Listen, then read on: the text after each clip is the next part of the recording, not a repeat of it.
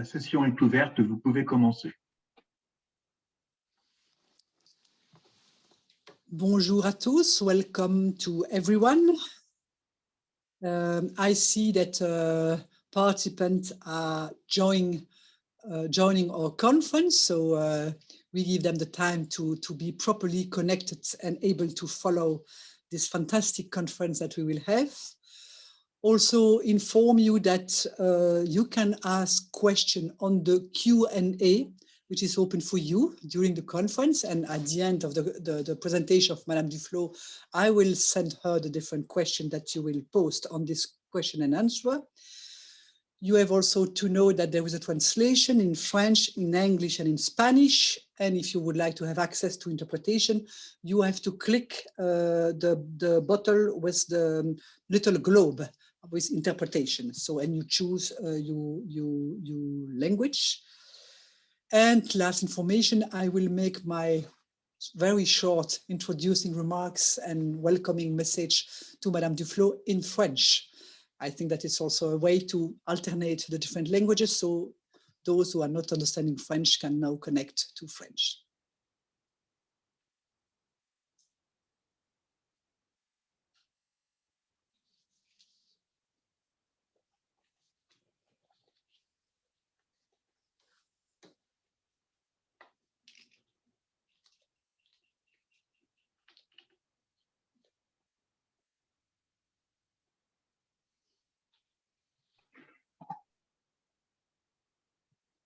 Donc c'est bon, tout est ouvert. Voilà, bonjour à tous, bon après-midi à tous. Et pour moi, c'est un honneur et un immense plaisir d'ouvrir cette 17e édition de la Prebisch Lecture. Mais peut-être certains d'entre vous, et sans doute les moins familiers de la CNUSET et de son histoire, ignorent ce que sont ces conférences et pourquoi elles portent le nom de Raúl Prebisch. Il faut savoir qu'il doit sa renommée non seulement au fait qu'il fut le premier secrétaire général de la CNUSET, mais surtout à son travail précurseur sur la formation des prix des produits agricoles en comparaison des produits manufacturés et ses effets sur les pays qui dépendent des produits de base. C'est d'ailleurs à partir de ces travaux qu'ont été initiées les premières politiques commerciales différenciées qui existent toujours aujourd'hui. Alors, honorer des pionniers, offrir à des intellectuels la possibilité d'aborder des questions internationales cruciales, c'est ça le but de ces conférences. Pionnière, c'est aussi ce qu'est notre invitée du jour. À son tour, elle ouvre une nouvelle approche visant à étudier scientifiquement l'efficacité des solutions concrètes. Une approche qui a tout son sens en ces temps très compliqués, sans pour autant qu'elle soit exclusive de tout autre. Et d'ailleurs, elle l'expliquera évidemment beaucoup mieux que moi. Des personnes aussi fortes qu'influentes ont occupé cette tribune, telles que Joseph Stiglitz ou Jeffrey Sachs, et dans le registre des femmes, un peu moins nombreuses mais pas moins influentes, Srimati Indira Gandhi et Mia Amor Motley, la première ministre des Barbades, qui accueillera notre conférence quadriannuelle en octobre prochain. Bon, une conférence virtuelle, comme c'est le cas pour vous aujourd'hui, chère Esther Duflo. Est-il besoin de vous présenter ? Je pense que l'énumération de vos prestigieux prix, qualifications et titres serait trop longue et empiéterait sur votre exposé que tous connectés, nous sommes très nombreux à attendre. C'est évidemment la dernière de vos distinctions qui donne un immense retentissement à votre travail, un travail et des interrogations sur la science économique et les outils dont elle s'est dotée pour analyser un monde en pleine mutation, en pleine transition. Mais à côté de vos titres, vous êtes aussi une femme de terrain, oserais-je dire une activiste de la lutte contre les inégalités et la pauvreté. Vous interrogez les remèdes qui y sont apportés et leurs présupposés pour ouvrir la porte à une économie plus humaine et plus digne, et je ne pourrais être plus d'accord. L'homo economicus, réagissant conformément à la théorie, n'existerait donc plus, pour peu qu'il existait un jour, ni avant la pandémie et encore moins depuis. Et pour cause, le monde et les paramètres du développement sont complètement bousculés par de nouveaux rapports de force qui ne font qu'aggraver la situation des pays et des groupes les plus fragiles. L'urgence climatique dont vous allez nous parler devrait mobiliser toute notre énergie et nos moyens, sachant qu'elle touche d'abord et toujours les plus vulnérables et les moins responsables. La perte de confiance dans les institutions menace de toutes parts sans parler de l'économie numérique et de ces géants qui se taillent la part du lion. Donc, je nous laisse entre vos mains et vos paroles pour une quarantaine de minutes. Je suis certaine que vous allez ébranler un peu nos certitudes, mais aussi que vous tracerez quelques pistes pour les mois et les années à venir. En tout cas, ce que je peux vous dire, c'est que la communauté du commerce et du développement en a grand besoin et que la CNUSET et ses États membres en particulier, et d'avance, je vous en remercie. Merci beaucoup de cette gracieuse introduction. Bonjour à toutes, bonjour à tous. Welcome. I'm going to be talking in English and I'll share my screen for my presentation.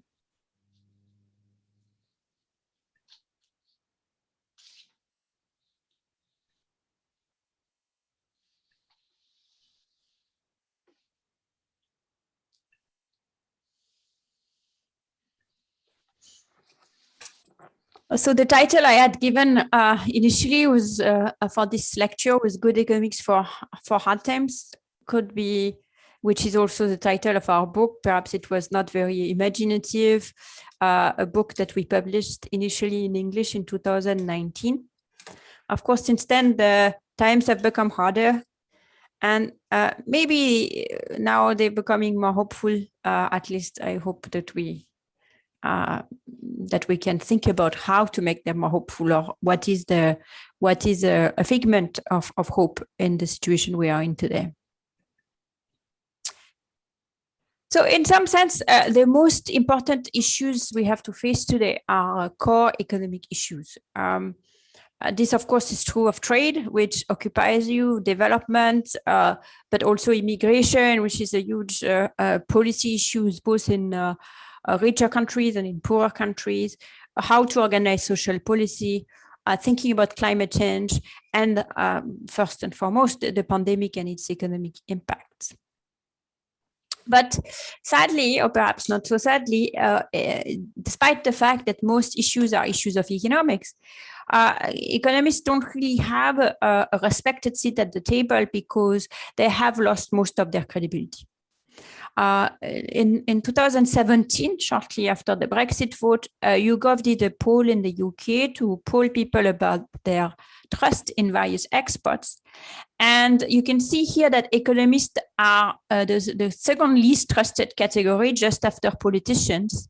The trust in economists is half that of weather forecasters, and much less than doctors and nurses. And I should say, during the pandemic, the trust in doctors and nurses remained very high. So we are an issue where there are a lot of economic questions that faces, but economists are not deeply trusted to answer them. And in particular, in one issue where people disagree a lot with economists is trade. So in 2018, we surveyed 10,000 Americans about various questions of economics. And the way we picked the question is that they had been asked in exactly the same terms of experts, economists.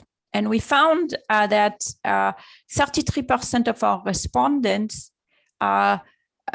think that imposing new US tariffs on steel and aluminum, which was done by the Trump administration and has not been undone so far, will improve American well-being.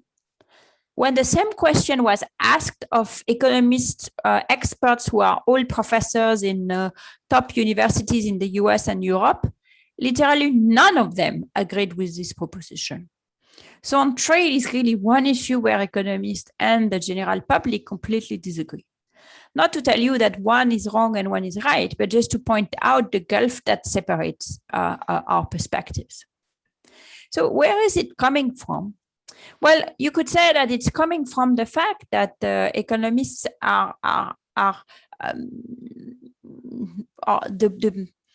the economists' lessons do not make their way to people. Maybe they are not relayed by the media. Maybe economists don't like to talk so much. And therefore, if only people were more aware of the findings of economics work, they would be more they would understand better and they would agree with them.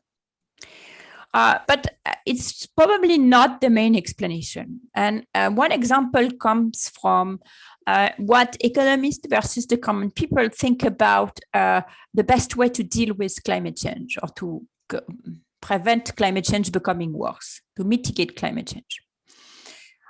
Most economists absolutely love carbon taxes and think that the way that you get there is to have a carbon tax. It imposes an externality on the person who is polluting, and therefore it's going to reduce pollution, and that's going to align all of the behavior to what we want to do, which is less CO2 emission.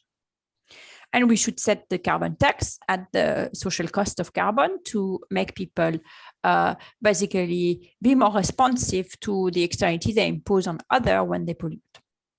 Now, when you ask people, not economists, what they think, would they prefer a carbon tax, or would they prefer mandates on manufacturers that prevents them, for example, to produce cars that are too polluting? People much prefer mandates. So in an experiment, before asking the question to people, a group of economists first told them, most economists think that carbon tax is an efficient and fair way to mitigate climate change. And then they asked them their opinion.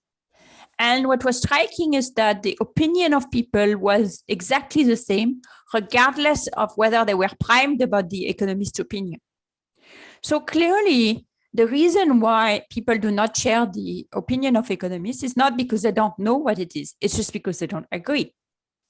And in this case, probably they don't agree about the basic premise, which is economists think that the carbon tax can be redistributed, whereas most people are deeply suspicious about the fact that such a tax could be redistributed.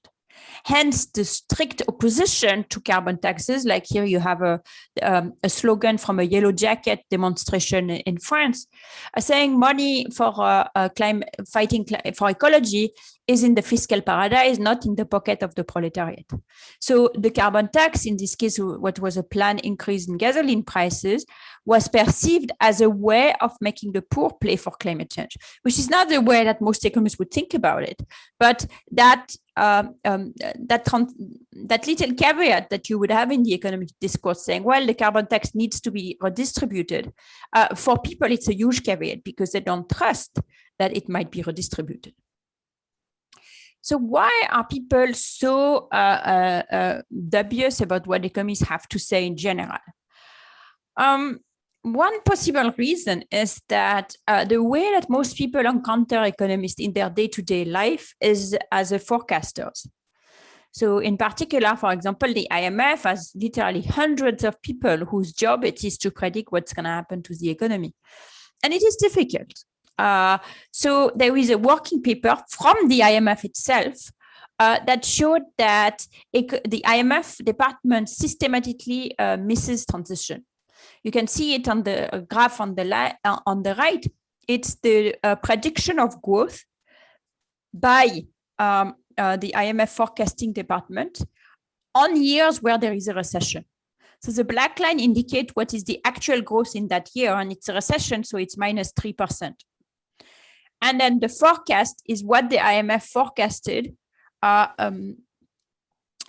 6 months before the year in question, 3 months before, and then even within the year. And you can see that 6 months before, the IMF was still predicting a 3% growth. It completely missed the recession. Now, just to not make the IMF friends feel bad, you can see that the consensus of forecasters has exactly the same bad opinion. So John Kenneth Galbraith had this quip saying that the only function of economic forecasting is to make astrology look respectable. And indeed, astrologists were not part of this group of experts that were asked in the YouGov poll, but maybe the trust in astrologists is at least as large or larger as the trust in economists. So that's a main reason, but it's not the only reason.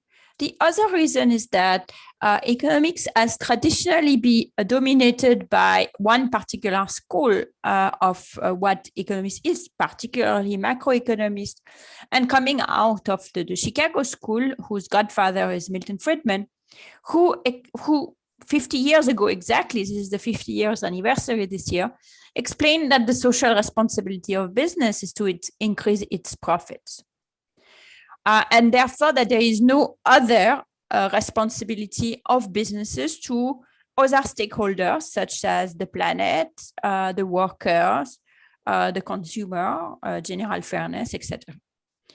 And since it was the most prominent economist, Nobel Prize winners, etc., that's kind of enshrined the idea that economists are basically colluding with firms, and firms themselves have a single objective, which is to increase the profits to the detriment, possibly, of other goals that might come in competition with the profit motive, for example, the environment.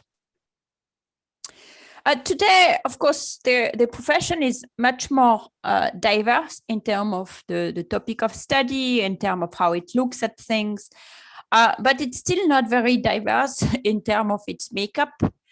It is very white, it is very male. And so during the Black Lives Matter movement, there was a lot of complaint about that, economics still dominated by white men, and therefore was roiled by Black Lives Matter. And there was a scandal in particular involving an editor of a journal who made a disparaging comment about Black Lives Matter. So what you could say is that, well, you know, it is what it is. It's unfortunate, but in fact, most economics, and most of what economists do has nothing to do with forecasting or nothing to do with justifying the status quo.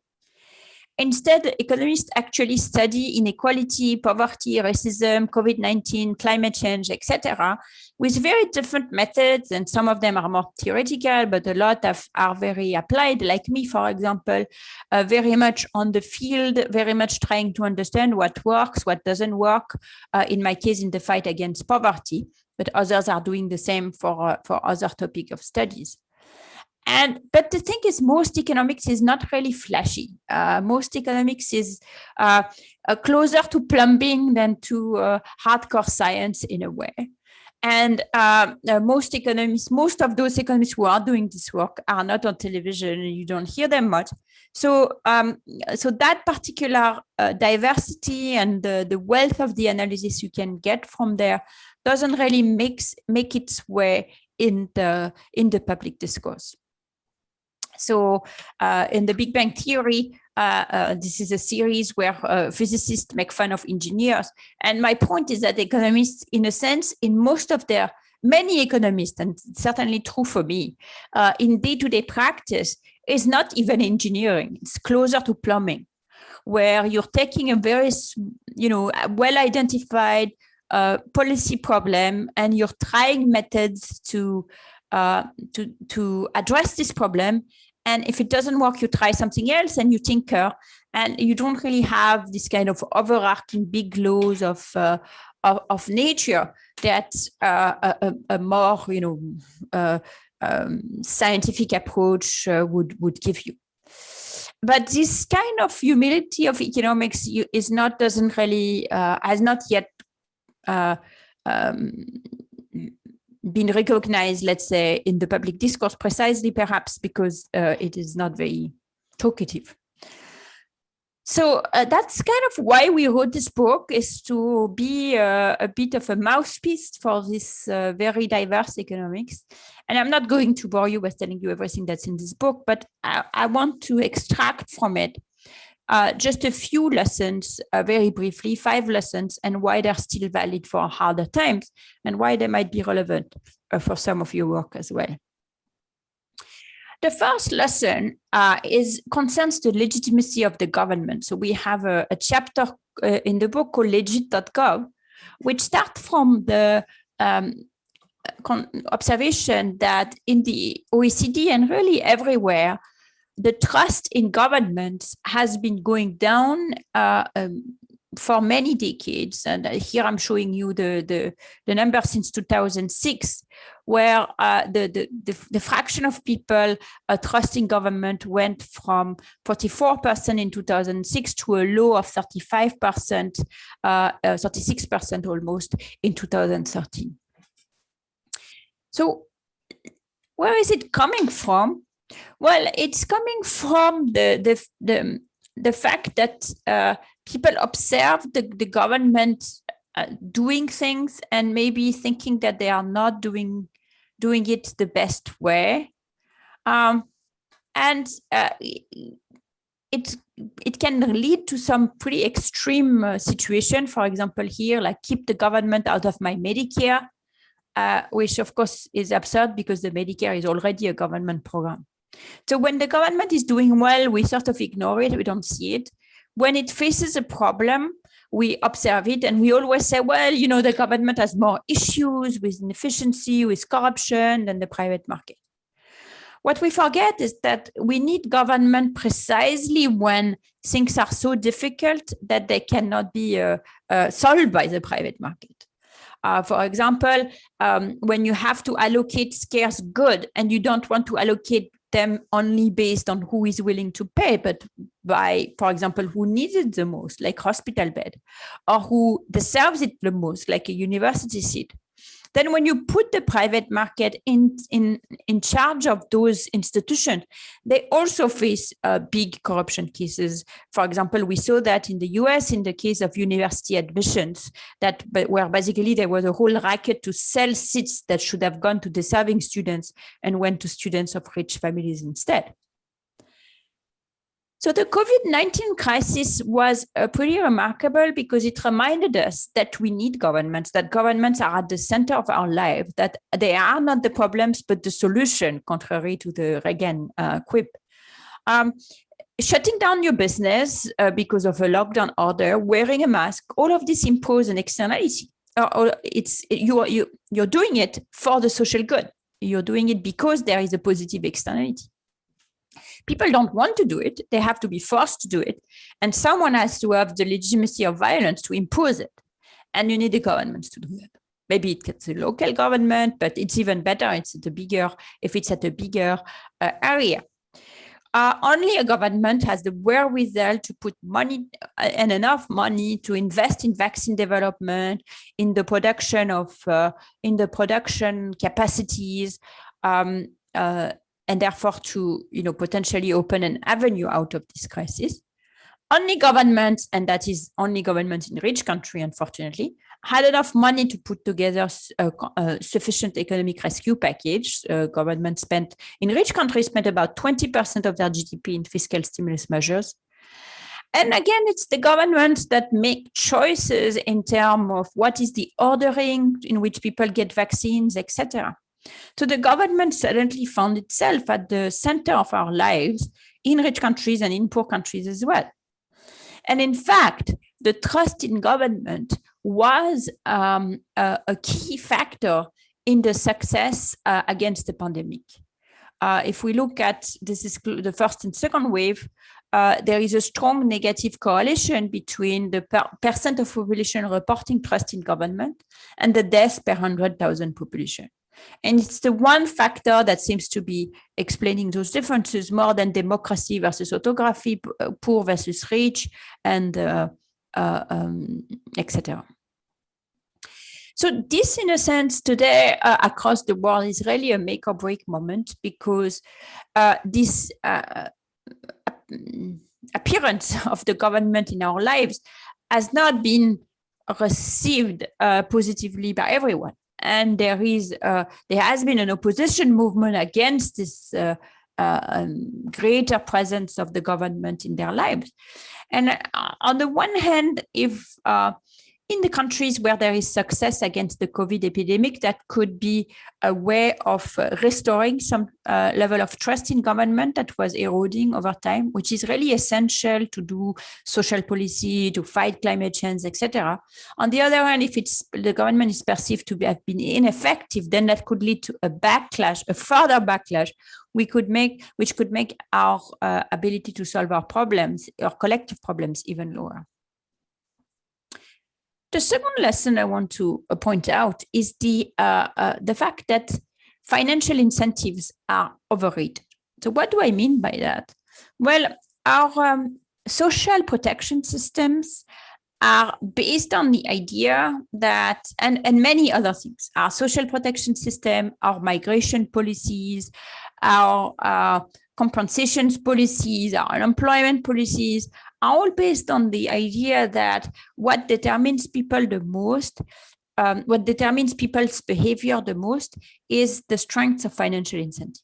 So, for example, there is a huge scare of migration because people are worried that if there was no barriers to migration, the economic lives are so much better in rich country that everyone from the poor country would like to move. So they would be driven only by financial incentive to move.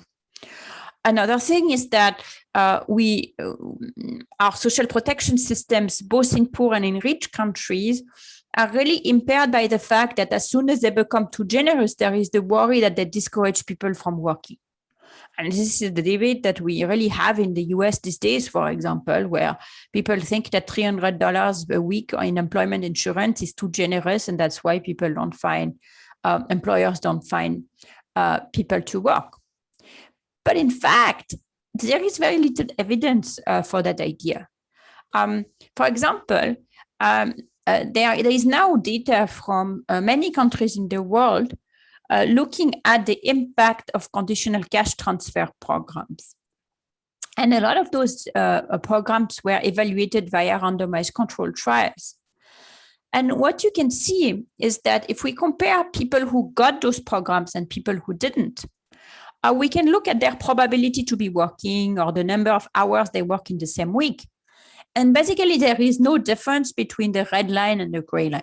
So the labor supply, the probability to be working or the number of hours worked is just the same for someone who gets a fairly generous social transfer program and someone who don't. So that suggests that it is not the fear of being poor that force people to work. It is not, and on the contrary, a generous or more generous social program doesn't make people lazy. And there is plenty of such evidence as well in other countries. And this is something that we keep finding. Even during the returning to this $300 a week weekly payment, during the beginning of the pandemic in the US, this was actually $600 a week weekly payment. So a quite generous unemployment insurance were offered to people. And there were about half a dozen studies came out to look at the impact of the $600 a week weekly payment.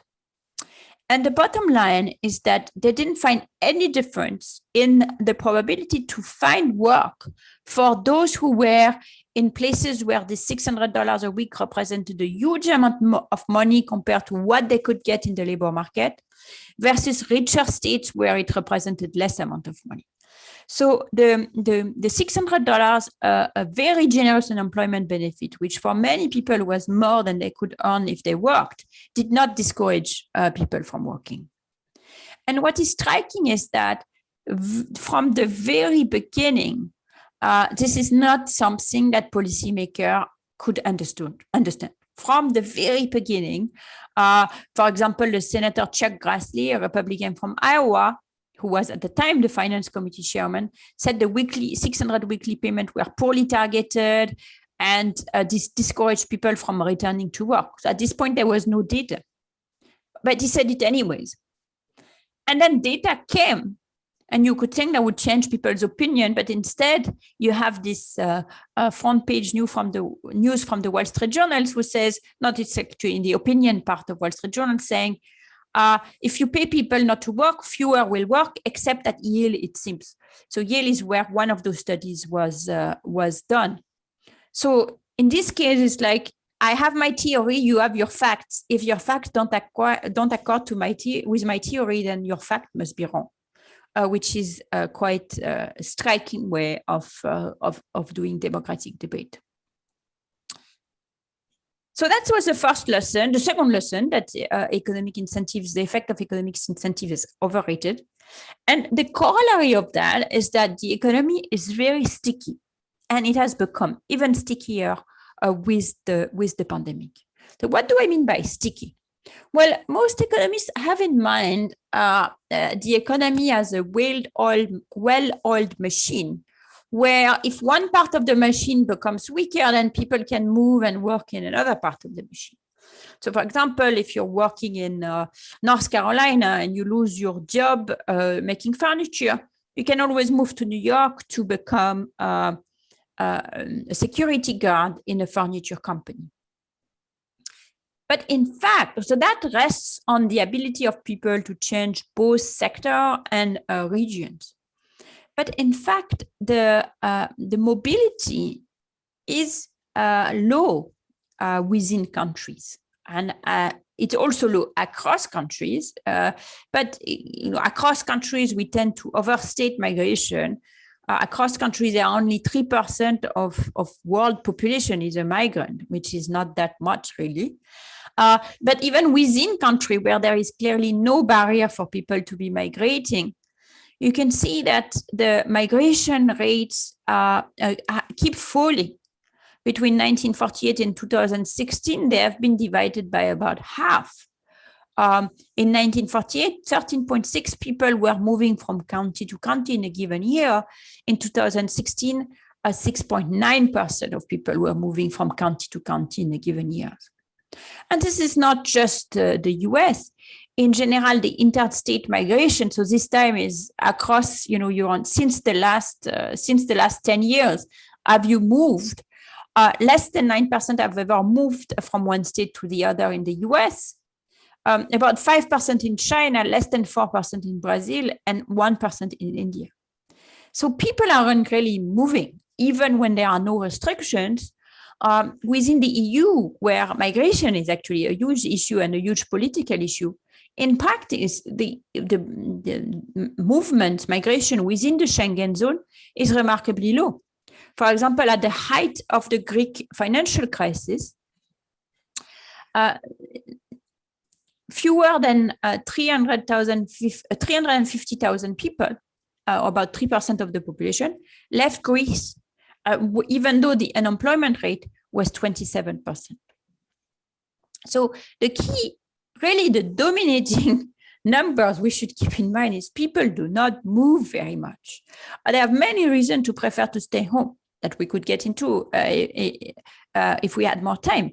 But the key fact is that, and of course, with the pandemic, this has been accelerated. The COVID response has been a disaster for migrants in the South, both from South to North. So legal migration completely crashed in 2020, but also within the country. So you have here a photo of migrants from India trying to go back to India as fast as they trying to go back to their village as fast as they can. Those are internal migrants.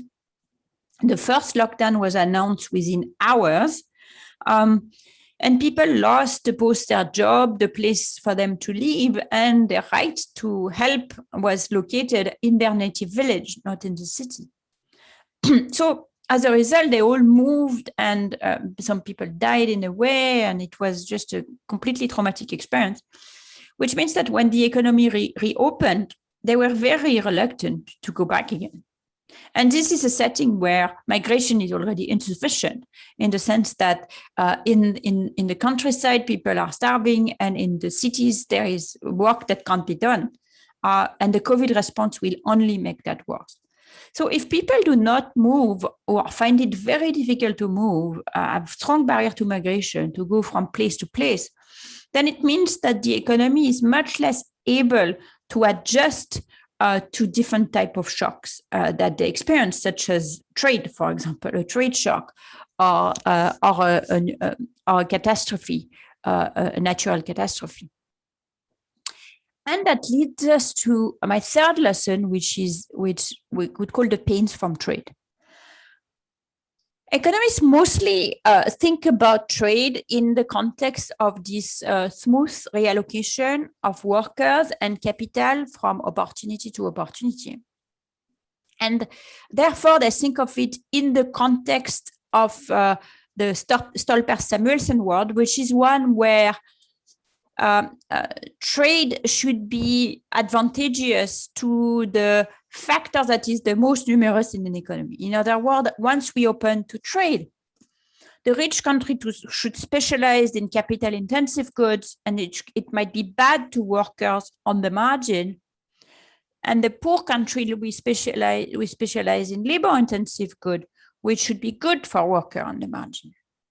So if that were true, then what we should see is that when trade liberalization occurs, the workers should see an increase in the poor workers should see an increase in their relative wage, inequality should fall down.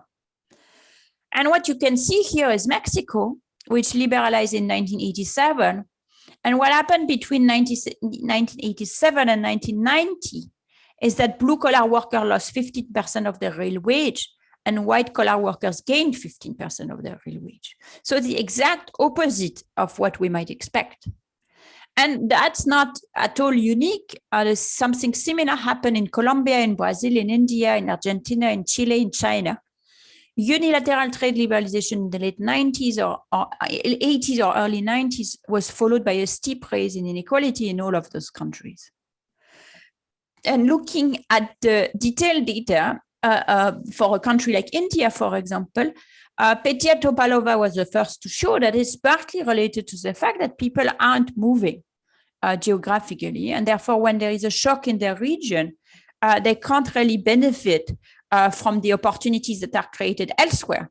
So the places that got hit by an increase in import due to trade liberalization, people there became poorer and stayed there. And the same thing happened in rich countries. So in rich countries, again, at the margin, we should expect workers to somewhat suffer from an increase in liberalization, but only at the margin. And in fact, what we see is that it is the places that were directly affected by trade liberalization. So the North Carolina, the Appalachian, that were producing stuff that were completely wiped out by the entry of China in WTO. So the North Carolina furniture jobs that I was talking about, those regions, so you can see that the exposure of, you can see here on the map is different places got exposed differently. So the Appalachian, the Northeast, etc., was much more exposed to competition with China than the center. Once we condition for the manufacturing employment share, that is still true that there is a lot of variation from place to place. So what we can do then is to see whether the places that were more exposed to trade with China, in those places, do we see a greater decline in standard of living? And that's exactly what we find. You don't need to follow the tables exactly, but just you can see that this is basically a negative number, which is wages and employment increased less fast in regions that were affected by trade with China. On the other hand, unemployment increased very much faster in places that were affected by trade with China, as well as complete exit from the labor force. So basically, in those regions, people didn't move to go elsewhere and work, and therefore they suffered economically. So just one example to make that more concrete, consider Martinsville in Virginia. Martinsville was manufacturing. About 41% of working age population in Martinsville in 1990 were in manufacturing, with half of them in furniture and knitwear. So you can see them working at the DuPont Neyland plant in Martinsville. Then by 2018, there was 12% of adults who was left working in manufacturing, sorry. And people lost their job, they lost their paycheck, they stopped spending locally, sending the economy in a downward spiral. Between 1990 and 2015, the proportion of working age population with a job dropped from 73% to 53%. And as a result, or maybe as a result, and in fact, it's been shown that it is partly as a result, Martinsville as the sad distinction of being the place in the US where there is more prescription of morphine than anywhere else. So clinician in Martinsville, which has only 13,500 people, prescribed 4,000 morphine milligrams equivalent per person, more than anywhere in the US. The national average was 640 milligrams equivalent per person. So you can see here with this example of Martinsville how one city kind of lost their manufacturing job with the shock with China. People didn't move, so the employment share, the unemployment increased. People became more and more miserable, leading to this opioid overdose. And that leads me to my fifth lesson, which is the key role of dignity in people's lives.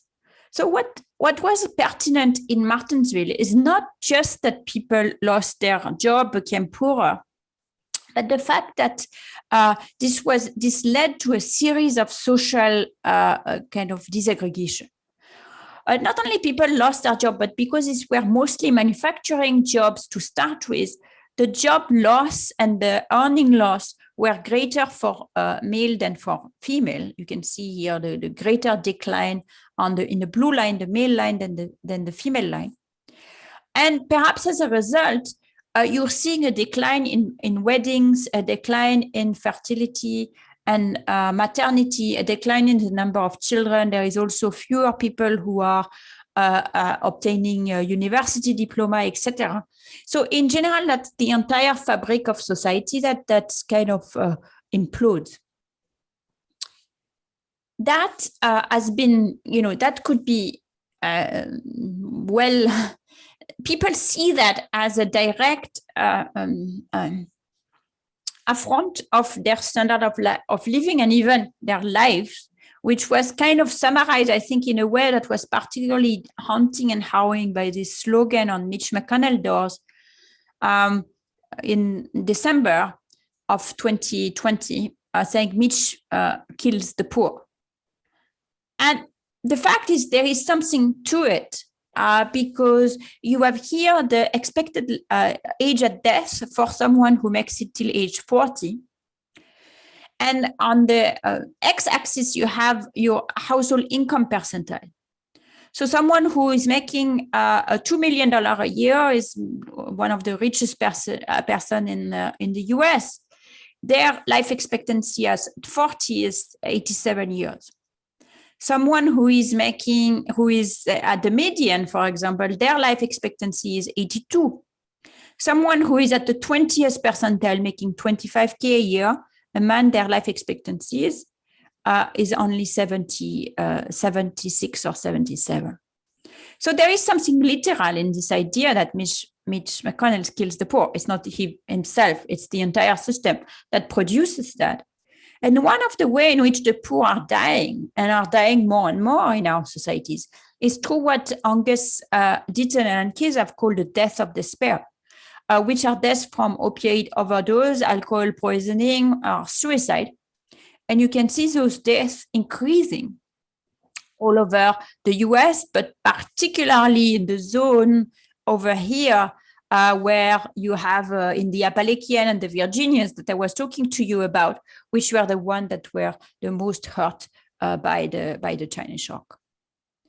And of course, that doesn't stop there, because that anger doesn't only translate in people taking their own lives or self-medicating with opioid. It also leads to a political backlash, which is in some extent responsible for the lack of trust in government that we already talked about. And in particular, you can see here in region, basically the effect of the China shock, the exposure to imports with the win probability.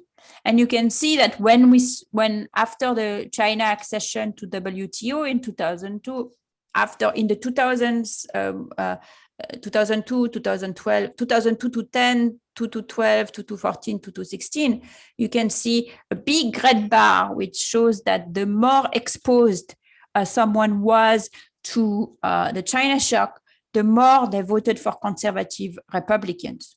They also voted more for, So just to not leave on a pessimistic note, let me end with opportunities as I see from the COVID-19 crisis. The first one is to get rid of that overhang of Victorian overhang we have with social protection. Get rid of that idea that we need to keep poverty around in order to ensure that people do not feel too comfortable in social welfare and refuse to work. I think what we've learned in the pandemic is that what everybody had a chance to experience is that social protection is not for those other people who are not like me. It is for everyone. Through the generous unemployment protection in the US, through the furlough schemes in the UK and in continental Europe, everyone saw the huge value that there is to have a social protection system that is smooth and that respects people's dignity. The second opportunity that I see is the possibility of fighting climate change. So that might seem to have nothing to do with it, but I think it does in one fundamental way, which is that human beings suffer from projection bias. So we think things will always be the way they are now.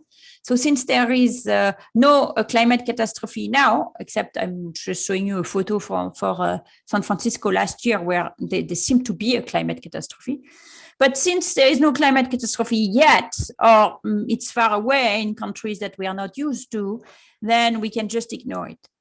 And what we saw with the COVID-19 is that, well, sometimes the scientists announce a disaster, the pandemic was announced, and sometimes it does occur.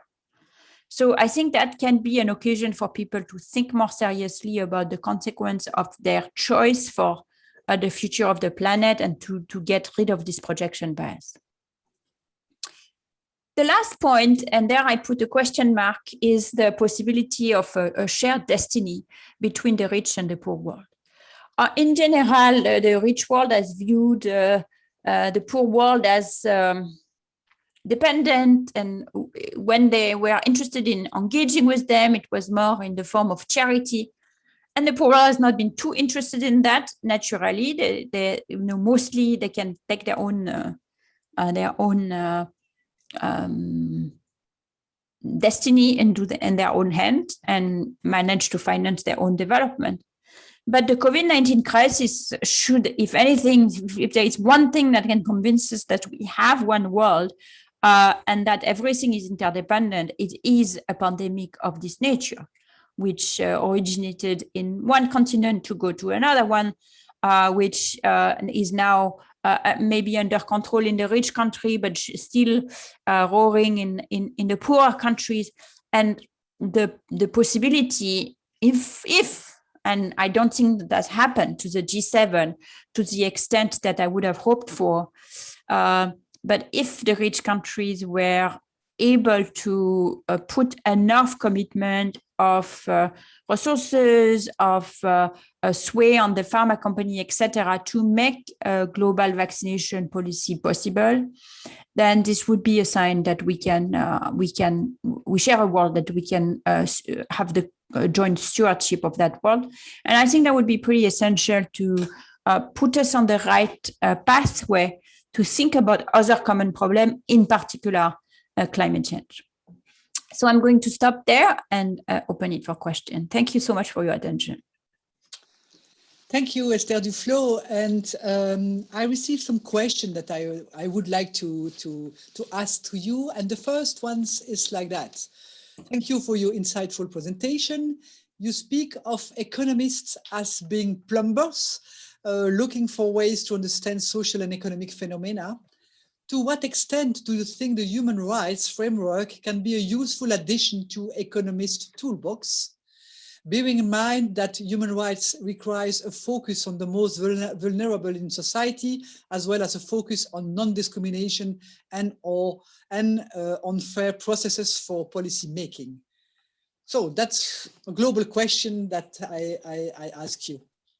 I think it's definitely very useful to set objectives, but I think it's a little dangerous to just stop at the right, which is once we have established the right, how do we get to this right to be respected? So once you've said there is a right to health, like what does this mean? Like concretely, like who is going to pay for the hospital? Who is going to staff the hospital? What is covered by the right of health and what is not, etc. All of these decisions have to be made, and of course they are a combination of a democratic process that decides what it means to have a right to health, and that and a sort of a technical process of saying what can we achieve with the resources that we have. Same thing with the right to education. Right to education is nice, but the way, for example, it was operationalized in a country like India, it was everybody can go to school, but no attention was paid on are they going to learn anything once they get there, and how do we ensure that? And paradoxically, the level of learning of children in India has gone down after the right to education law was passed. And that's because the way it was passed came up with the wrong plumbing and came up with the wrong incentives of given to teachers, etc. And so that suggests that once you have that framework, that we think it's important. For example, the Millennium Development Goals and then the SDGs were really essential in focusing our attention to, what do we think is important as a global community. But once you have that, then it is you can't forget the plumbing to get there, and that I think is the articulation between the two. Okay, thank you for that. Another question is the following: how much we should expect disparity increasing between developed and developing countries in the post-COVID world? Well, it's a global question. It's of course a preoccupation, a big concern for a lot of us. I don't think we know. Of course, if you want to go for forecast, you can look at the IMF report. They have a report that is going to give you a number. That's why I think the question is asked, is because and yeah, I don't think, I'm definitely not in the prediction business for reasons that I made clear. I think it's very difficult to do in the best of time, and we are not in the best of time. So what is going to happen, I don't know. I can tell you what has happened, which is while the rich countries spend 20% of their budget, of their GDP, on fiscal stimulus measures to protect their populations, and in particular the most vulnerable among them. The poorest countries spend 2% of their GDP to protect their vulnerable population. So it has already happened that all the gains, a lot of the temporary gains, a lot of the gains against poverty over the last decades were undone, at least temporarily. And people directly suffer from it. And with it, it's not just income poverty, but immunization program collapsed. Kids were out of school for a full year. And in developing countries, in a rural area in Benin, if you're not in school, it's not that you have like homeschool, like remote school. It's not available at all. So the differential impact of the pandemic, it has already happened. Whether or not poor countries are going to catch up or not, I think depends on many things, but at least two. One is whether we manage to do the vaccination campaign quickly, because until the vaccination, until more people are vaccinated, they will still live under the shadow of the virus, and they'll keep going from lockdown to crisis, etc. And therefore, there is not going to be a solid recovery. And the second thing is whether some of there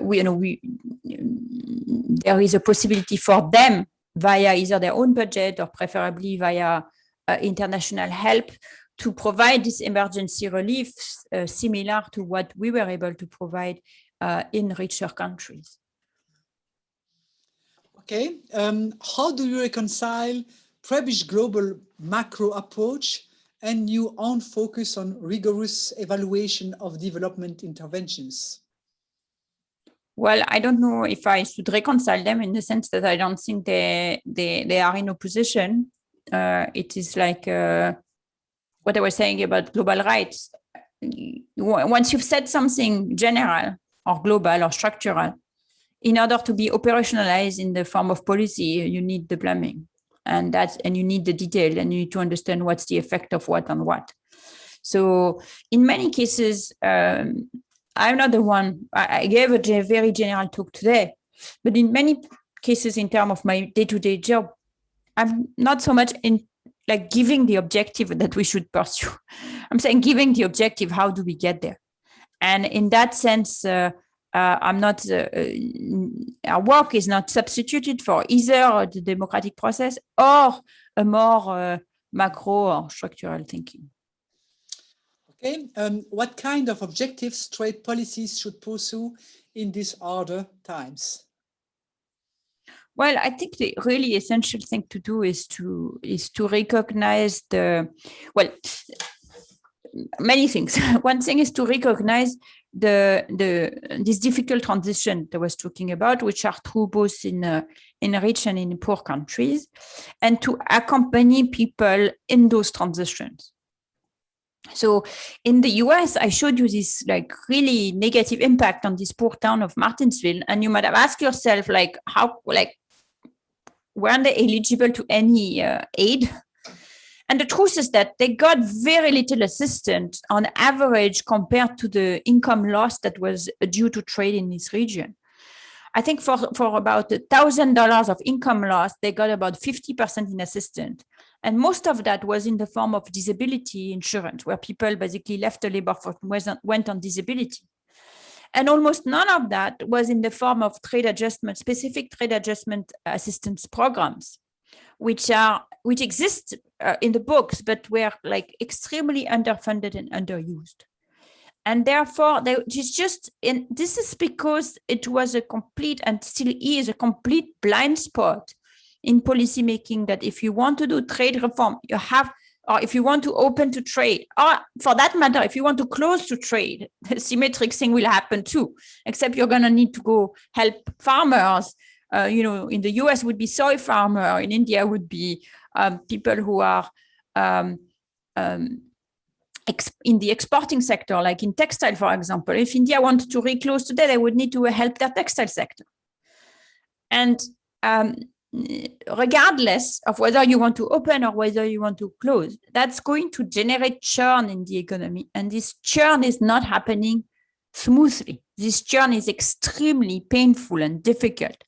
And so the key thing is any trade reform, whichever way you want to take it, will have to be going along with adequate compensation of the people who are directly hurt in the context of the trade reform. That's true both in rich and in poor countries. Now, which trade reform would I pursue? So there are two, viewed from a development economist.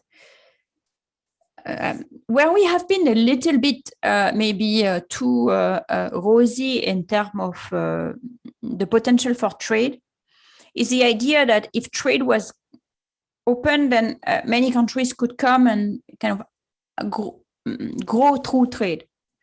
And of course, there have been many barriers standing there, but now the big barrier is the fact that China is already there. And has established a huge presence in many markets and a huge reputation for being good at what it's doing. And so if you take now another country that wants to come in with their own goods, like say Ethiopia, for example, they have to face this thing that there is this huge entrant who is already there. And in the international trade sector, the role of reputation is critical because people are don't want to be wasting their time with a bad good. And so if there is an adequate good from China, I cannot, coming from Ethiopia, saying I'm going to sell you my alternate good for a little bit cheaper, because you would be too scared that it's going to go, it's not going to be good enough. So establishing this reputation creates these enormous barriers to entry.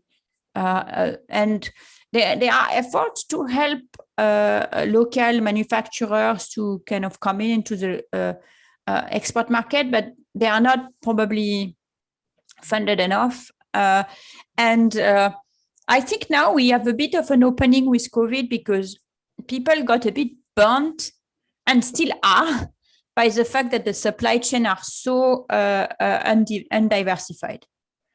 So even now, we have failure of one particular kind of chip to make the cars, because they're all produced into this one place. And during COVID, when some cities had to shut down in China, then the entire supply chain collapsed, etc. So there is perhaps a better understanding with both with countries and with firms of the value of more distributed supply chain, but nobody has a good reason to do it, to pay the cost themselves of trying to diversify the supply chain. But at least they can see that on balance, it would be a good thing for themselves, for the bottom line, if it were done. And therefore would be willing to support efforts to help a variety of people to come in, and to not just have like one dominant a country being the manufacturing warehouse for the world. And that could be a good occasion for new countries to come in and establish their own reputation and do their own thing, and in this way create jobs and vibrant export sector. Okay, thank you. And it's also advocate for more regional markets. Probably it's also easier to start with regional market, regional reputation and capacity for the smalls to have access in the supply chain. Another question, totally different, is related to young or not so young economists. What would be your advice to women, young and not so young, to move forward and progress in the economic and development fields? It's related to what you will hear about the white men in economy. So that's a question more on how to promote women in the economic field. Well, I think development is actually a good field to be a woman. It's actually much more, it's quite balanced, and there are many women who are successful, etc. So it's a field where it is, it seems to be quite friendly to women. Economics in general is really quite dominated by males still. It's only relatively recent that the profession as a whole has started to consider that as a problem, and therefore has been willing to do something about it. And there are many reasons for that. One of the reasons for the domination of men, one of the reasons is the perception of what economists do. It's related to this idea that we see economists as mostly doing finance or macro, and most women would be more, are more attracted toward fields that have a more immediate social impact. And so one way to make your life better as a woman in economics is to enroll other women as economists, and therefore kind of share the type of work you do and show how it's actually helpful for the world. And that's kind of one of the things I try to do. Another is to not be afraid of speaking up for some even small changes in the environment in which you work. So, for example, in my department, we have started a very simple rule that speakers need to be given 10 minutes of uninterrupted time before question starts when they give a talk. And that seems small, but that has really helped people, getting their point across before the boxing match starts. And I think that all of these things kind of are changing the climate, which makes being a woman easier and more friendly. Thank you for that. Another question is related to the question of waiver on intellectual property for vaccines. So currently, government and economists are debating on patent waiver of COVID-19 vaccination. What is your position and why pros and cons are very convincing on both ends? Well, yes. So it's so my position is that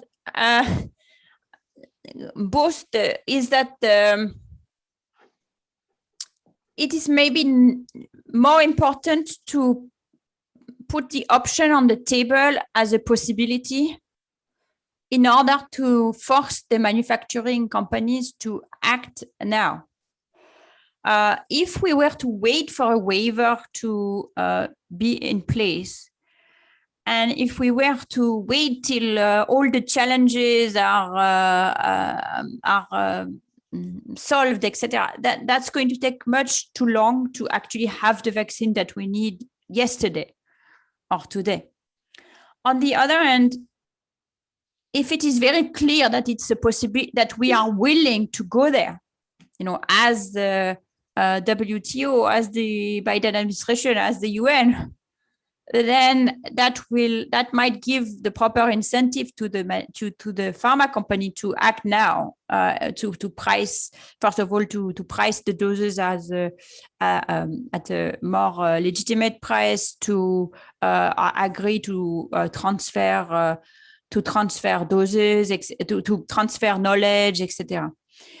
So I think we have to think about what do we want to achieve.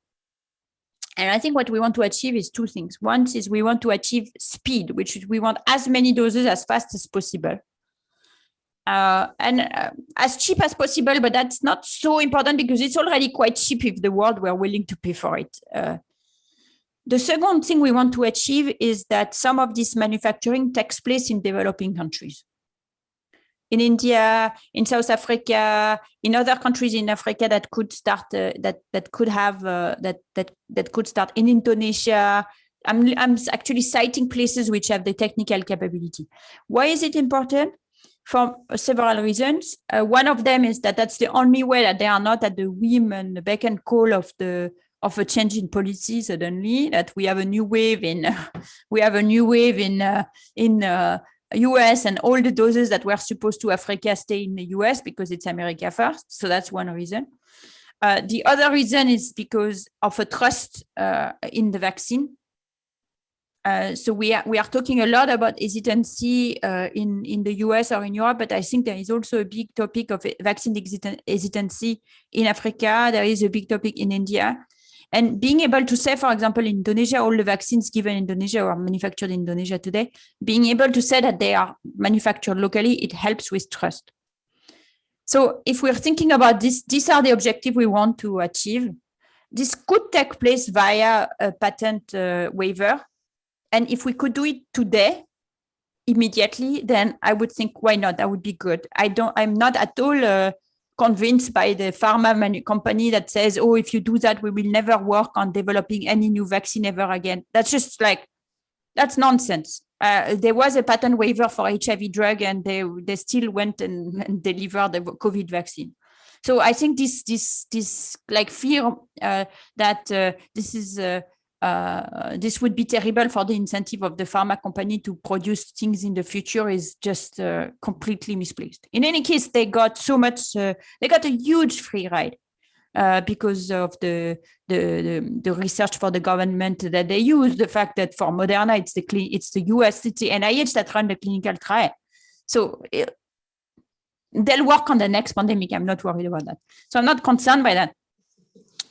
I'm more concerned about so if we could do it today and just said, this is waived, now you do your technology transfer, you have to, then why not? I would be in favor of that. But since that avenue is actually going to take time, I think it's better to use it as a possible horizon and to be very clear that we are completely willing to go there, in order to encourage them to take the steps that will avoid going there for themselves, if you see what I mean. So there, I'm all for being pragmatic. I think there is a lot of surplus. There is a lot of possibility for them to to share their technology and be completely ahead financially and be very pleased. So the objective should be to get that to happen, tomorrow and not in a few years. And there I'm a little disappointed that pressure, I think, is insufficient. Both the pressure and the money is insufficient. And I was hoping a bit more from the G7 summit in this respect. Mm-hmm. No, it's true. And a lot of government in the South are in big difficulty to have as soon as possible to be able to buy or to out. Yeah, there are no doses to be had. And that's because when we started the Operation Warp Speed, had the foresight to invest in manufacturing in vaccines that were not yet proven to be effective, which is not the way it's normally done, but really saved a huge amount of time. But they didn't have the foresight to invest enough capacity to produce it for the whole world. And going back to the plumbing issue is like, the original pipes were too small. And we are suffering from that, from not having incorporated the whole world in the calculation from the beginning. Then we wouldn't be in this position. Okay. And I have three last questions. One of them is, we know that the pandemic has particularly hit women who first lost their jobs and then left the labor market altogether. So which measures would be necessary to ensure a recovery from which women can benefit and give them dignity? It's a great question. I think it was true both in rich countries and in poor countries that women were the first to lose their job and then to quit them to take care of the children, and they are slower to go back to work now, in part because the childcare situation is not yet sorted. And we know from history that this type of shocks are very sticky again. So, for example, after a woman joined the labor force during the Second World War with Rosie the Riveters, who kind of this woman who worked in and took the place of men that had gone to fight. That in places where more women joined the labor market on this occasion, there was an persistent and long-term impact in the labor force participation of women. So similarly, in this case, one might fear that the same thing would happen, that this drop in labor force participation will be persistent. And therefore, one needs to counter that by measures. You could envision a series of measures. One of them is, of course, making childcare a much more robust situation by having universal childcare. Another is to work with employers to reduce the discrimination against women, which takes place in hiring in ways that are both implicit and explicit, with the idea that the social norm is that, well, if there are not enough jobs to go around, we first need to employ the men. And it's difficult to change social norm, but it's less difficult to constrain behavior by rules and laws. And so I think it's going to be important to do that. Okay, another one is related to protectionism. Are protectionist measures such as local content and technology transfer requirements necessary for economic development in developing countries? No, I don't think they are either necessary or sufficient, nor are they necessarily bad things to have. So I think, again, it goes back to the very specific measure and how it is being implemented. Okay, and I have a last one. All your arguments are mostly political, not the core of economic theory. Why there is not more interaction between economists and political scientists to find solutions for issues such as redistribution, climate change, taxes, or other measures, when in most developing economies, the best economic solutions are not solved politically at all?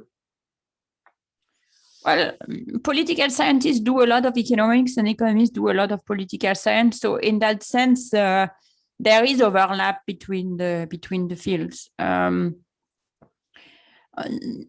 After that, that's like, and in fact, there is a part of political science that is so close to economics that is mostly, in many cases, broken down to the rest of political science to become, to start working with the economists because they use the same method and the same data, etc. So I think it's more it's not so much the field that are not discussing, is the fact that in the same way that for economics, there is a need to think about the plumbing of economics, there is also a need to think about the plumbing of policy making and policy advice. And in my opinion, the political scientists are not spending enough time on it.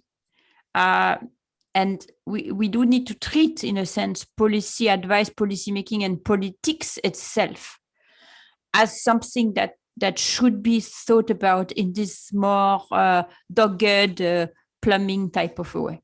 For example, we are discussing today in the US about voting rights law. And that these are things like it would seem to be extremely detailed, like how many days before an election can you vote? Who is allowed to observe the election? What are they allowed to do? And this is actually a rare moment where there is a lot of understanding that these rules matter. And the only reason why there is this understanding now is that the rules are motivated by the desire to limit voting rights very, very explicitly. And therefore, it has attracted attention to the rules, to the details of the rule as something that we should care about. But that really highlights a fundamental thing, which is once you've said democracy, you have not said anything until you, or once you talk about institution with big capital I, capital N, etc., you have not said anything until you explain what the rules are, who can campaign, how do people vote, how are campaign financed, how is the vote organized, and so on and so forth. And this makes huge difference in the outcomes of the political decision-making and therefore the policies. So I think in a way we should bring in some of that plumbing spirit to discuss the politics. Thank you so much, Esther Duflo. We'll stop here because there was a lot of other questions, but I think that I don't want to abuse of your time.